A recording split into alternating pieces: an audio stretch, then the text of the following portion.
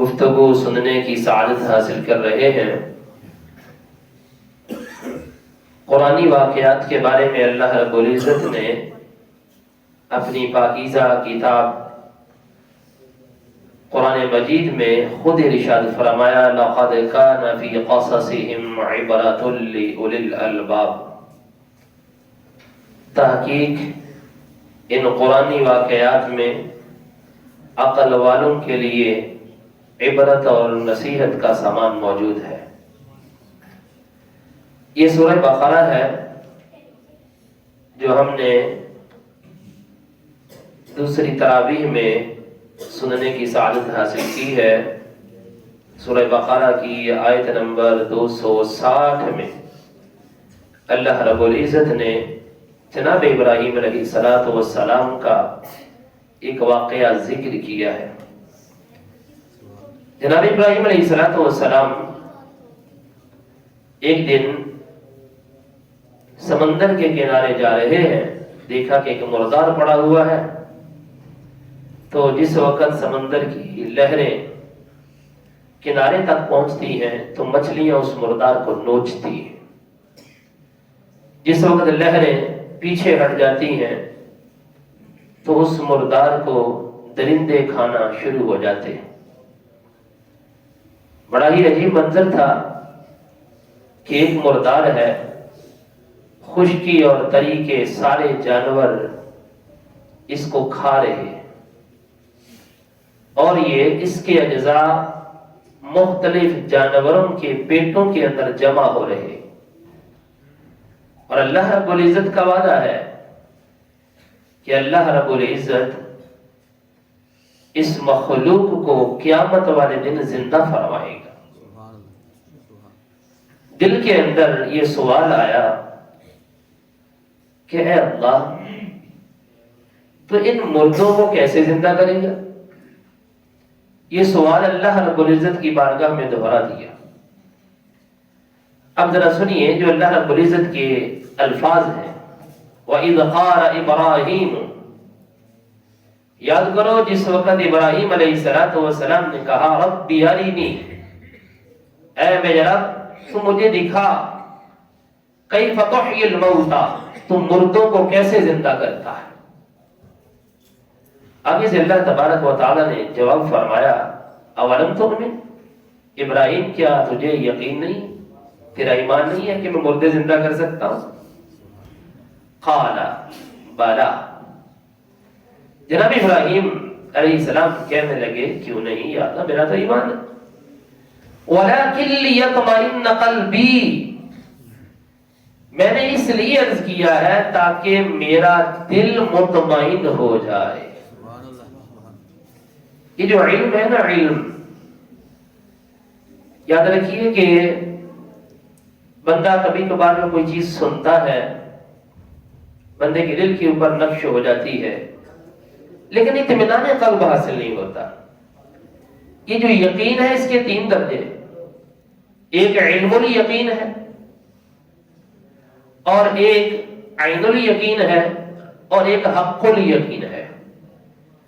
علم الیقین کا مطلب یہ ہوتا ہے کہ آپ نے کوئی چیز سن رکھی ہے، علم آگے جیسے لوگ آتے ہیں عمرہ کر کے حج کر کے کہتے ہیں کہ ہم نے شہر مکہ دیکھا ہے۔ جن لوگوں نے وہاں جا کے نہیں دیکھا تو ان کو علم الیقین ہے۔ اچھا، جس وقت کسی کو سعادت ملتی ہے تو شہر مکہ میں قدم رکھتا ہے، دور سے اس کو مکہ ٹاور نظر آنا شروع ہو جاتا ہے، تو یہ کیا ہے؟ عین الیقین۔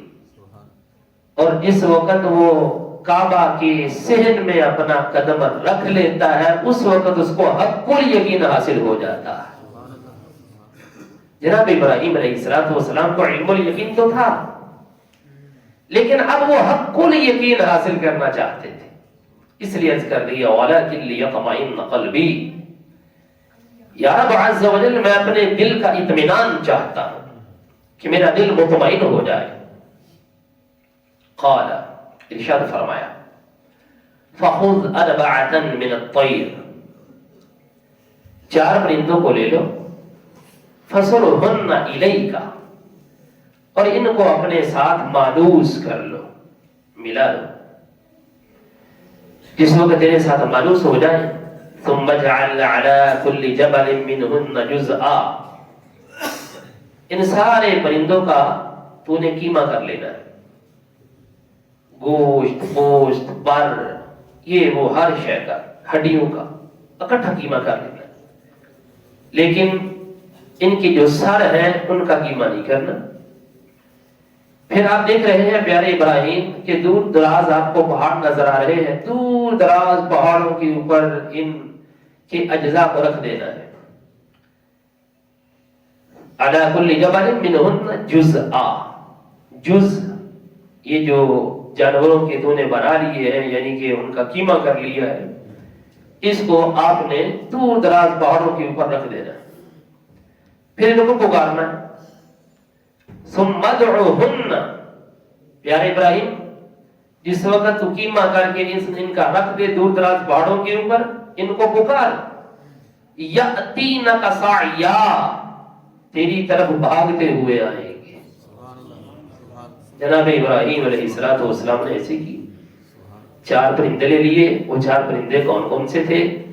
ایک ان کے اندر طاؤس تھا، مور، ایک ان کے اندر دیگ، مرغ تھا، اور ایک ان کے اندر غراب یا نسر، نسر کا معنی گدھ ہے اور غراب کا معنی کوا ہے، اور بعض روایتوں کے اندر لفظ یہ ہے الحمامہ یعنی کبوتر۔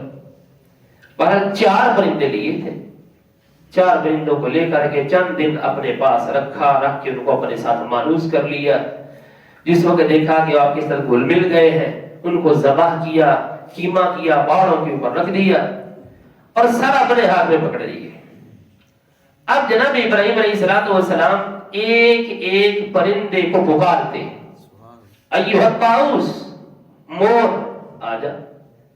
بس یہ کہنا تھا جہاں جہاں گوشت، پوشت، ہڈیاں، پر، یہ وہ جو جو ان کا جز تھا، جہاں جہاں تھا، آپ نے دیکھا اللہ کی قدرت سے وہ اکٹھا ہوتا ہے اور آ کر کے اپنے سر کے ساتھ جڑ جاتا ہے۔ 4 پرندے تھے، چاروں کو ایسے ہی پکارا، چاروں پرندے اپنے اپنے سروں کے ساتھ آ کے جڑ گئے۔ جس وقت یہ سارا منظر اپنی آنکھوں سے دیکھا تو جناب ابراہیم علیہ السلام کہنے لگے، مالک میں جانتا ہوں کہ تو ہر شے پر قدرت رکھتا ہے۔ اللہ نے فرمایا وَاعْلَمْ أَنَّ اللَّهَ عَزِيزٌ حَكِيمٌ، پیارے ابراہیم جان لے بے شک اللہ غالب حکمت والا ہے، اللہ کی حکمت غالب ہے، وہ حکیم ہے۔ تو اس طریقے سے جناب ابراہیم علیہ السلام کو اطمینان قلب حاصل ہوا۔ اب یہ جو واقعہ ہے، اس واقعے کے اندر بہت ساری باتیں پوشیدہ ہیں، میں چند ایک آپ کے سامنے عرض کرنا چاہوں گا۔ پہلی بات تو یہ ہے کہ حضور سید عالم صلی اللہ علیہ وآلہ وسلم افضل البشر ہے۔ جناب ابراہیم علیہ السلام کا کمال یہ تھا کہ انہوں نے احیاء موتا کا مشاہدہ کیا، یعنی مردوں کو زندہ ہوتے ہوئے اپنی آنکھوں سے دیکھا، اور اللہ تعالیٰ نے اپنے محبوب صلی اللہ علیہ وسلم کو یہ عزت عطا فرمائی کہ جنت بھی ان کو ان کی آنکھوں سے دکھائی، دوزخ بھی دکھائی، کائنات کی ہر چیز دکھا دی، یہاں تک کہ اللہ تعالیٰ نے اپنا دیدار بھی بغیر حجاب کے اپنے محبوب کو دکھا دیا۔ ادھر مردوں کو زندہ ہوتے ہوئے دکھایا گیا، ادھر اللہ تبارک و تعالیٰ نے ہر شے سے پردہ اٹھا دیا۔ یہ جناب ابراہیم علیہ السلام ہے، اور ادھر امام الانبیاء صلی اللہ علیہ وسلم۔ دوسری بات دیکھیے، یہ جو زیادتی علم ہے نا، یعنی علم میں زیادتی، اس کی کوشش کرتے رہنا چاہیے۔ ابراہیم علیہ السلام سے اللہ نے پوچھا کیا تیرا ایمان نہیں، تیرا یقین نہیں ہے، تجھے علم نہیں ہے کہ میں کر سکتا ہوں؟ ہاں بالکل، لیکن وَلَكِنْ لِيَطْمَئِنَّ قَلْبِي، میں تو اپنے علم کے اندر اضافہ کرنا چاہتا ہوں، پہلے علم الیقین ہے، اب میں حق الیقین حاصل کرنا چاہتا ہوں۔ پتہ یہ چلا بندے کو علم کی تگ و دو کرتے ہی رہنا چاہیے۔ اس دھرتی میں سب سے بڑے عالم محبوب صلی اللہ علیہ وسلم، ان کو بھی یہی حکم ہوا قل رب زدنی علما، محبوب پیارے کہا کیجئے اے میرے رب میرے علم میں اضافہ فرما۔ لہذا زیادتی علم کے واسطے بندے کو کوشاں رہنا چاہیے۔ اچھا ایک اور بات بھی سن لیجیے، فرمایا حضرت ابراہیم علیہ السلام کی دعا سے اللہ تعالیٰ نے مردے زندہ کر دیے، ان کے پکارنے سے مردے زندہ کر دیے۔ حضور محمد رسول اللہ صلی اللہ علیہ وسلم اگر نگاہ فرما دے تو مردہ دل بھی زندہ ہو جاتے ہیں۔ تو جو چاہے تو ابھی میل میرے دل کی دلیں، کہ خدا دل نہیں کرتا کبھی میلا تیرا۔ اچھا امام صاوی علیہ الرحمہ نے یہاں پر ایک بڑی پیاری بات لکھی ہے، تفسیر جلالین کے اوپر یہ حاشیہ ہے صاوی، تو میں کہ یہ چار پرندوں کا انتخاب کیوں کیا، انہی چار کو کیوں چنا ہے؟ مور ہے، مرغ ہے، گدھ ہے، کوا ہے، انہی چار پرندوں کو چننے کا مقصد کیا ہے؟ اور پرندے بھی لے سکتے تھے۔ انہوں نے کہا دراصل بات یہ ہے ان چار پرندوں کے اندر چار بری خصلتیں، چار بری خصلتیں۔ یہ جو مور ہے اس کے اندر خیالہ ہے، عجب ہے، اس کو اپنے حسن کے اوپر بہت زیادہ گھمنڈ ہے۔ یہ گدھ ہے، کوا ہے، اس کے اندر حرص بہت زیادہ ہے۔ یہ جو دیگ ہے مرغ، اس کے اندر شہوت بہت زیادہ ہے۔ ان چار پرندوں کے اندر چار بری خصلتیں ہیں۔ میں جناب ابراہیم علیہ السلام نے ان چار پرندوں کو ذبح کیا اور ان کو ذبح کر کے اطمینان قلب حاصل کیا۔ کیونکہ اس سے پہلے میں ایک بات عرض کر دوں، روایت کا خلاصہ یہ ہے ان لکل آیت ظہرا و بطنا، ہر آیت کا ظاہر بھی ہے، ہر آیت کا باطن بھی ہے۔ ٹھیک ہے، یہ تو ظاہری آپ لوگوں نے پڑھا ہے نا، ابھی آپ لوگوں نے ظاہری سنا کہ چار پرندے لیے۔ اب جو ہے صاحب تصوف اور صوفیہ اس آیت مقدسہ کے تحت کیا کہتے ہیں؟ وہ کہتے ہیں جو انسان ہے نا، انسان کے اندر بھی چار پرندے، چار جانور ہیں انسان کے اندر، چار بری خصلتیں ہیں انسان کے اندر۔ جناب ابراہیم علیہ السلام نے چار پرندوں کو ذبح کیا، اطمینان قلب مل گیا۔